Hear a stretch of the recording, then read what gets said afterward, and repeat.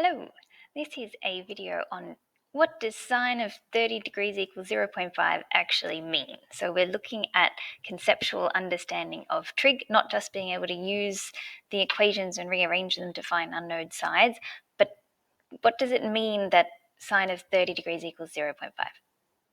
Let's talk about it. So sine of an angle, we know from SOHCAHTOA, is the opposite over the hypotenuse. So let's try writing our 0.5 as a fraction. Okay, and our 1 represents our opposite side, and the 2 represents the hypotenuse. Now we call them trig ratios. Ratios are about comparing things using multiplication and division. So what this is telling us is that the hypotenuse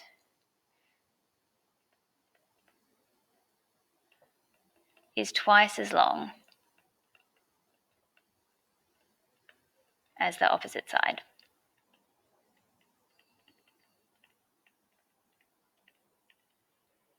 Or the opposite side is half as long as the hypotenuse. Now we have a couple of triangles here that I've prepared earlier with a 30-degree angle in them, not drawn to scale, but with correctly labelled side lengths. This one here on the left represents our very basic fraction. So if the opposite side is 1, the hypotenuse is 2. This is saying for every 1 unit in your opposite side, you should have 2 units in your hypotenuse. We use that because it's true for every single 30-degree right-angled triangle. The opposite side will always be half of the hypotenuse. We can use that then to find unknown side lengths in triangles like this, when we know an angle and we know a side, but we want to find another side. So say we really want to know what the opposite side is over here.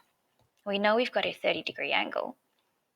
Well, we know from this statement up the top here, sine of 30 equals 0.5, that the opposite side is half of the hypotenuse. So it is 5, because the hypotenuse is 10.